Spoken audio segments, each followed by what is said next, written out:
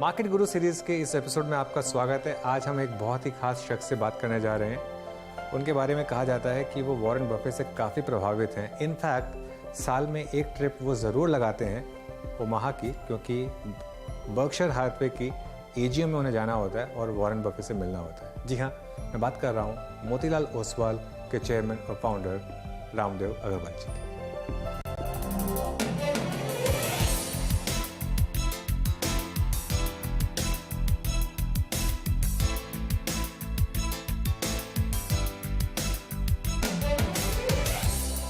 Good morning Ramdev sir.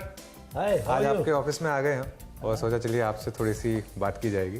और चलिए फिर थोड़ा आपका ऑफिस घूमते हैं और बात करते हैं आपके साथ। और मार्केट भी एकदम ऑल टाइम हाई के काफ़ी करीब है, तो एक अच्छा मौका रहेगा आपसे बात करने के लिए। और अच्छा, रामदेव सर के बारे में एक बात बताता हूँ मैं। एक्चुअली इस ऑफिस के बारे में एक बात बताता हूँ। मोतीलाल ओसवाल की जो बिल्डिंग है रामदेव सर, उसमें जो बाहर लाइट्स हैं वो ग्रीन या रेड होती हैं।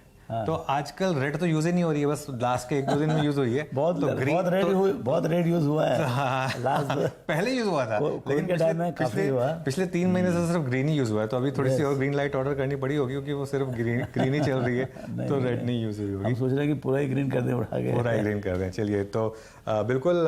अच्छा Ramdev sir, all time high के इतने करीब हैं हम, और ऑब्वियसली थोड़ा ऑल टाइम हाई के करीब आकर थोड़ा सा अटक रहे हैं। आपके हिसाब से इस समय मार्केट अभी भी ठीक है? कोई ज़्यादा महंगी नहीं हुई है? नहीं, अभी देखिए 900 950 का, मतलब बहुत ऑप्टिमिस्ट लोग 950 बोलते हैं। हमारे गौतम 950 बोलते हैं, और हम उसको काट पीट के 900 तक करते हैं। तो pessimistic is 900 and optimistic is 950। आपका 18,500 का इंडेक्स है।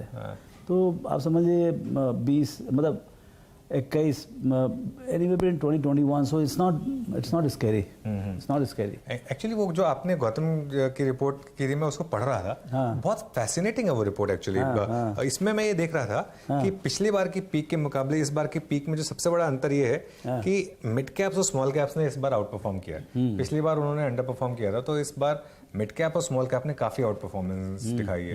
उसका क्या रीजन रहा है आपके हिसाब से? देखिए, जब देसी लोग खरीदते हैं, सब मिड कैप स्मॉल कैप खरीदते हैं। HNI, retail, and generally that's the flavour.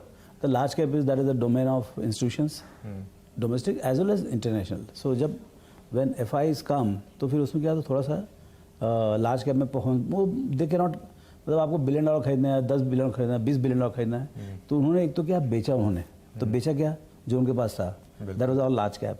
अब वो खरीदेंगे क्या, यदि बाई चांस खरीदे, तो यदि उनको बाई चांस वो आए और खरीदे, तो फिर खरीद रहे हैं थोड़ा। अभी धीरे धीरे चालू हुआ है अभी जस्ट, मतलब, लेकिन बहुत तकलीफ होगा उनको वापस खरीदने में। नहीं, ये बात आपने पहले भी कही थी कि उनकी एंट्री, उनकी एग्जिट जो भी रही हो, री एंट्री काफी पेनफुल रहने वाली है। अभी देखिए हर चीज में ऐसे हो रहा है। अभी आज के दिन में कितने बड़े ब्लॉक्स हो रहे हैं। Exit has become very easy for a worthwhile company to sell $1 billion.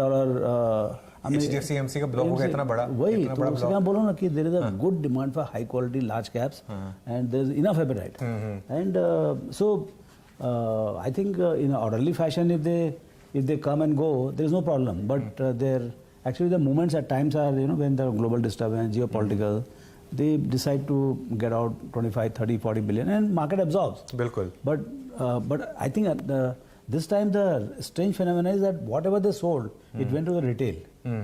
So now how do you get it back? बिल्कुल। If it had come to our institutions, then market would have probably gone down a lot more for the institutions to buy them up. But this time market didn't go down that much, and retail ने बहुत प्रेम से full price देके खरीदा है, मतलब 10-15%, 20% नीचे। लेकिन जब वापस खरीदने आएंगे वो पूरा $30-35 बिलियन का, मुझे लगता है उनको 20-25% प्रीमियम देना पड़ेगा। तो आपके हिसाब से रामदेव सर, इसका मतलब मार्केट में अभी तेजी काफी बाकी है? क्योंकि अगर ये FIs आएंगे और आप कह रहे हैं $20-25 बिलियन और आराम से आ जाएगा, और हमारी $2 बिलियन की तो हमारी एवरेज रहती थी वैसे, मतलब एक on an average.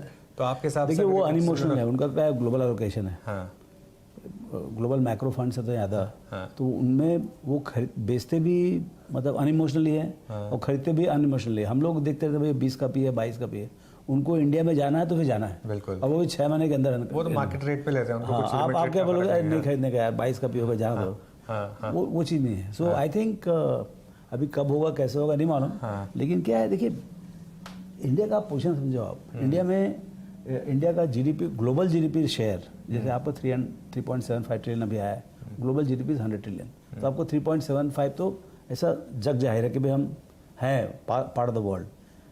Market cap to GDP worldwide and India is also one time broadly, तो हमारा शेयर है 3.75। एफआई को एटलीस्ट उतना तो खरीदना चाहिए ना इन द ग्लोबल पोर्टफोलियो। बिल्कुल।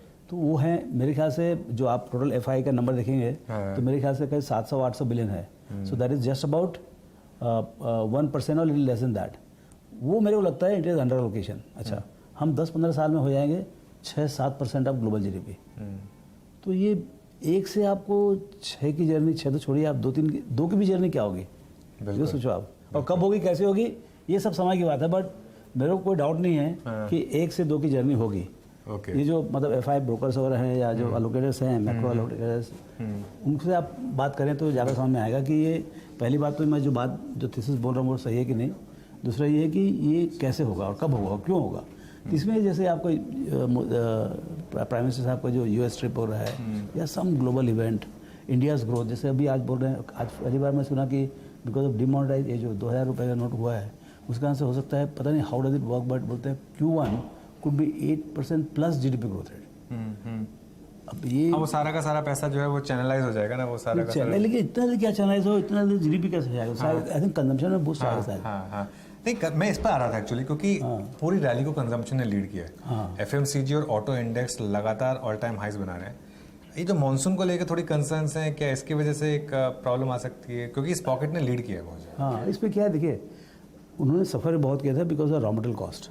जो पूरा लॉजिस्टिक, ग्लोबल लॉजिस्टिक का जो डिस्टर्बेंस हुआ था, और अनाप शनाप कमोडिटी के दाम बढ़ गए थे, बिल्कुल, और कुछ भी दाम में कंटेनर्स आ रहे थे, सब वो सब खत्म हो गया। मतलब कोई मेरे बता रहा था परसों कि चाइना से इंडिया का जो container what used to cost $12-13-14 has come to 450 और may be one lower. So उस टाइप का, मतलब total raw material cost basket of one of the glass manufacturer, he was saying it has come down by 30%। Okay. So ये क्या है कि आपको deflationary pricing of lot of raw materials are gonna happen. तो जितनी आपके देखिए दोनों कंपनी जो है ना, आपका ऑटो और कंजम्पशन जो भी है, ये सब के सब they have the pricing power. They are duopolistic और monopolistic, 60% market share, 70% market, so they can pass on. अब उन्होंने पास ऑन तो कर दिया था, लेकिन मार्जिन फिर भी कम था। अब जब रॉ मटेरियल नीचे आया, now they have the full luxury for next 4 quarters at least, कि उनके मार्जिन ऊंचे रहेंगे।